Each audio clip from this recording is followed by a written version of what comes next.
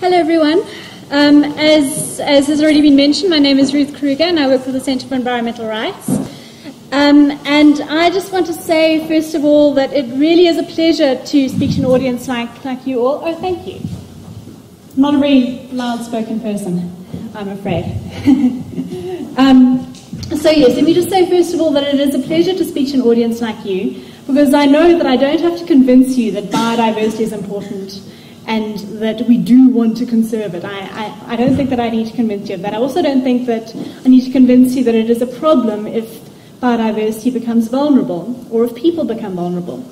And the fact is that those things are closely interlinked, and that is the dynamic that I'm going to be discussing here today, or trying to anyway. I'm going to be drawing lessons from land claims on protected areas to discuss these vulnerabilities. And just to give you a bit of an overview of what I'm going to be talking about, I'm first going to be providing a bit of background into land claims on protected areas, specifically in South Africa. I'm going to be looking at the conflict that these create, as well as the solutions that have been put forward and that have been adopted largely in South Africa, and the problems that these present. I'm going to be talking about the Sydney and Wildlands claim as an example of how an alternative was explored in land claim resolution. And I'm going to be looking specifically at the vulnerability of the people in that case, and also in several other cases of land claims on protected areas in South Africa. This will, I hope, allow me to give some suggestions as to how the land claim process could be refined in the context of protected areas.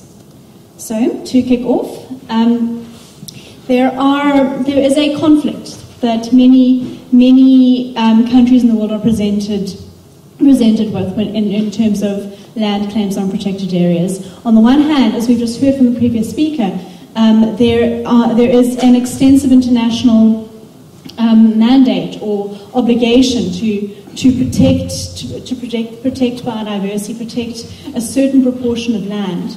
There are many signatories to the Convention on Biological Diversity. South Africa is one of them. And according to this convention, 17% of land should be under formal protection within the next, I think it's 50 years. I think that's it. But in any case, that is the target that has been set by the Convention on Biological Diversity. And I think it demonstrates the importance of the tool of protected areas in the conservation of biological diversity.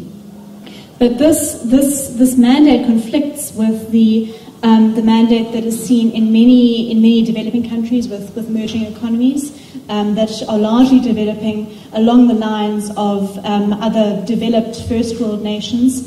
And those development models largely have contradicted, I suppose, have not been what is the word?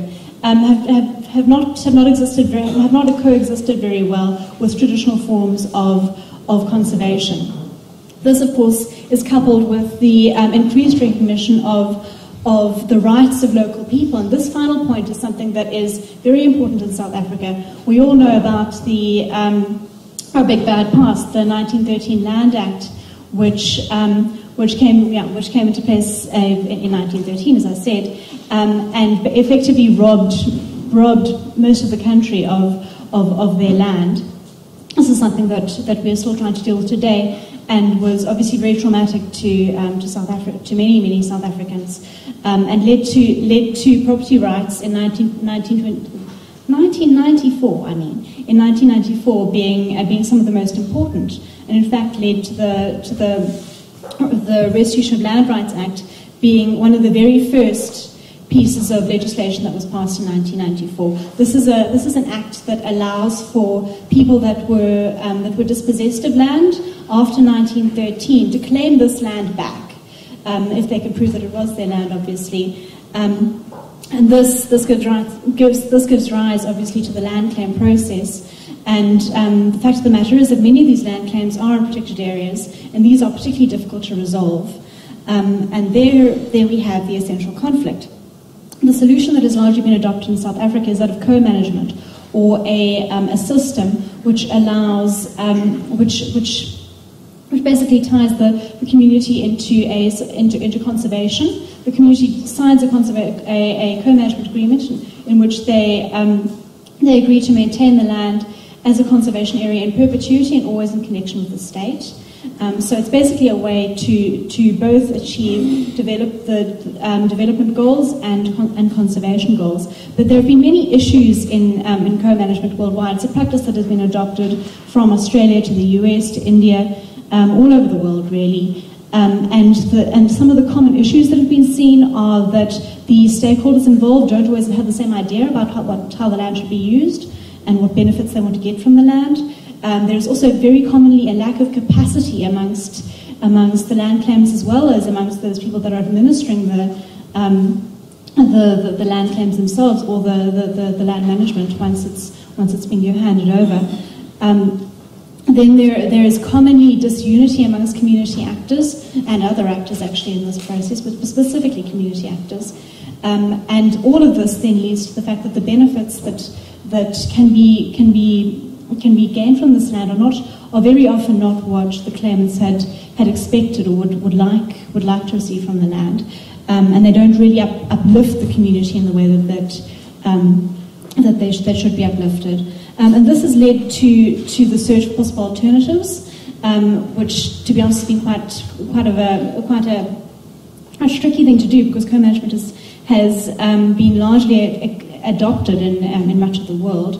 But in South Africa, there was one case where a piece of land that had been claimed was deproclaimed, and then the protected area, or the national park as it was, the Wildlands National Park, was effectively relocated. The state bought up additional land, designated it as a protected area, and then allowed the land claimants to take back the land that they had originally lost.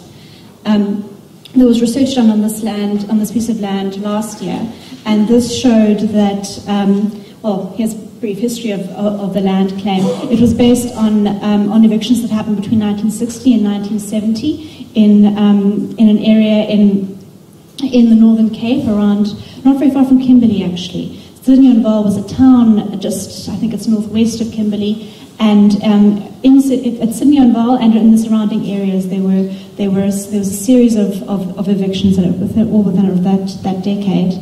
And this led then to the land claim, the Ezemvelo land claim in 1997, which was one of the very first land claims actually.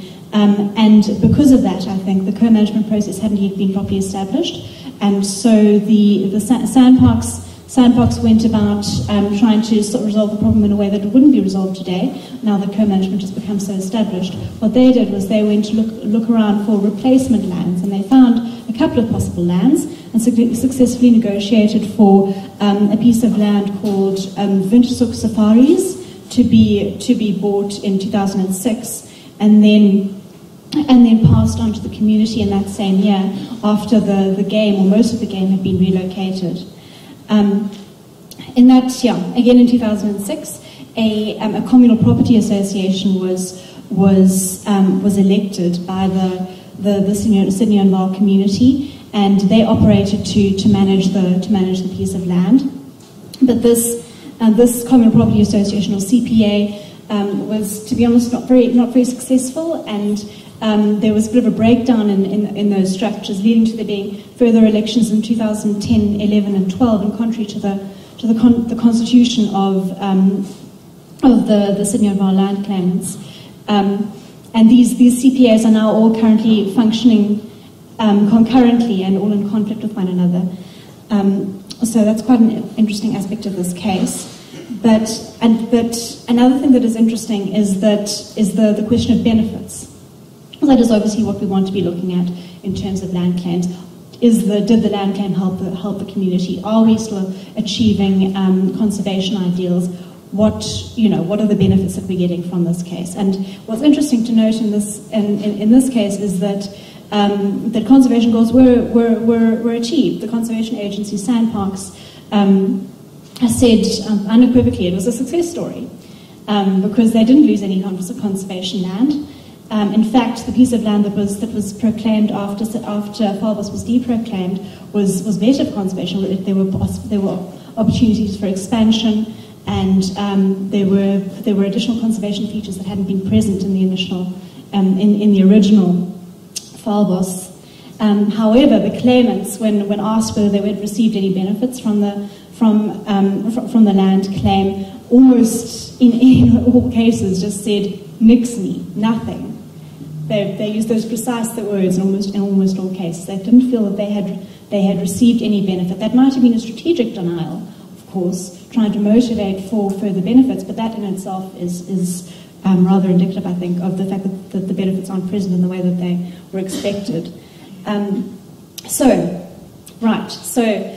benefits aren't there, or not for the claimants in any case. Then the question is, why is that? What are the barriers to those benefits?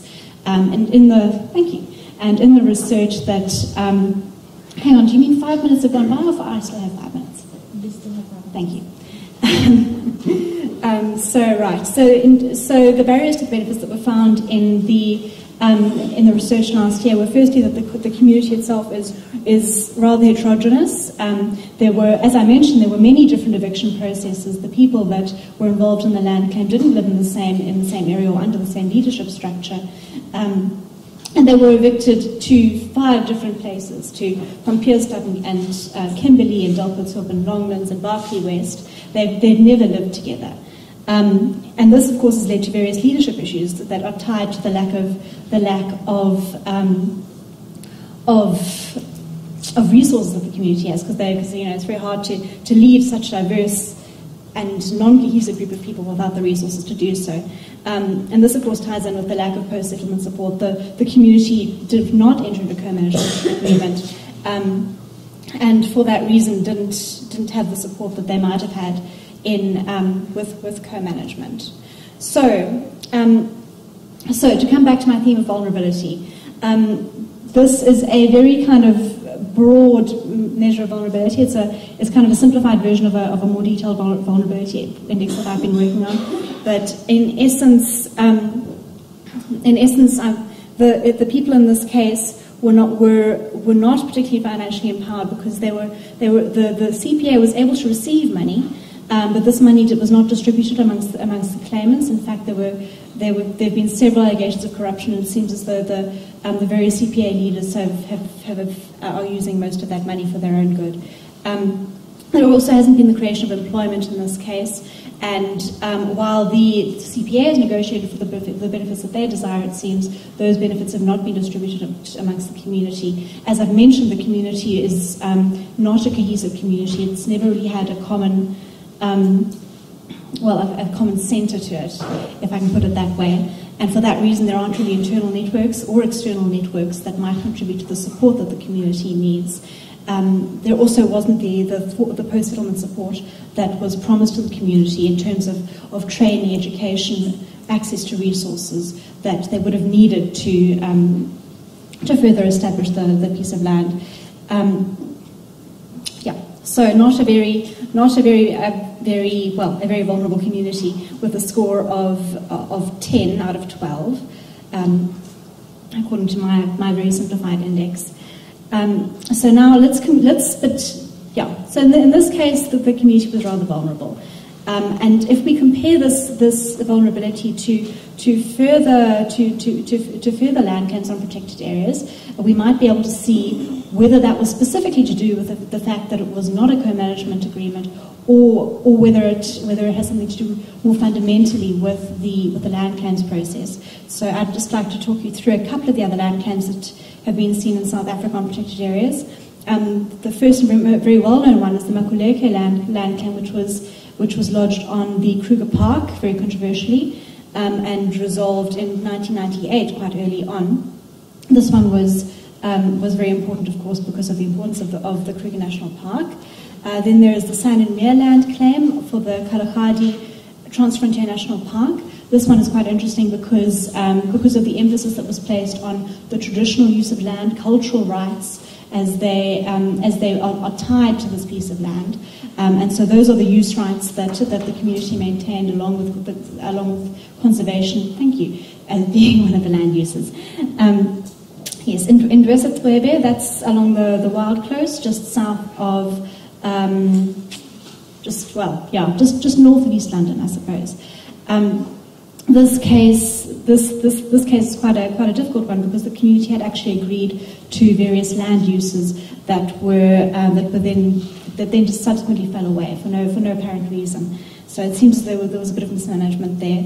In the land claim on Mkombati Nature Reserve, this one is quite interesting because of the amount of land claimants. So there are 15,000 specific land claimants, but if the beneficiaries are counted as 30,000, that's quite an interesting dynamic because obviously land claimants, people that were originally evicted from the land, the community grows in size. And so this is a dynamic that has had to be dealt with in all land claims in South Africa. And I don't know whether it's really been resolved properly yet. So, okay. So effectively these communities are all quite vulnerable, but you can't really observe much of a pattern in this vulnerability, aside from the fact that those communities that received greater support, such as the Makuleke, Sananmia and Mkombati cases, all of which had private partners, are all less vulnerable. Makuleke also had further resources. And the community in the Makuleke case was quite cohesive. It was all under one leadership structure. And that demonstrates, I think, that is quite important in reducing vulnerability. But in general, there are very similar issues, whether deproclamation or co-management is involved. And then to come back to my original point, I'm sorry, I know I've run out of time, but very quickly, the vulnerability of people is very closely linked to the vulnerability of parks. That's why we should care about this. This is so because when people are vulnerable, the borders of national parks become incredibly porous. Desperation leads people to disregard these borders, to poach on the land, to make use of the land in ways that may not be sustainable. And also, this also leads people to engage in violent acts. In the case of Ruth Kruger, people tried to actually take the land back because they weren't receiving the benefits that they had expected. And all of this, of course, contributes to the economic sustainability of the park. The park, I think, needs to be incorporated into the structure of the local community if it is going to be economically sustainable. If the people in the surroundings are to really take ownership of that park and to contribute to its further existence. So then, yes, the suggestions that I would have would be that communities, if in terms of land claims, are defined according to the present situation rather than the past, rather difficult in terms of land claims, but I think the Falbos case shows that this might be quite important. Then also there should be fewer claimants per claim. One might consider doing this on a household level, just because of the difficulty of managing so many claimants. I would also suggest that leadership functions be completed before the settlement of the claim, that one would think about the use of funds quite critically, that co-management be preferred in the absence of the changes that I'm suggesting, and most critically, that support be emphasised, support of the communities after a land claim. So yeah, that's me, those are my references, and now all that it remains to say is thank you and goodbye.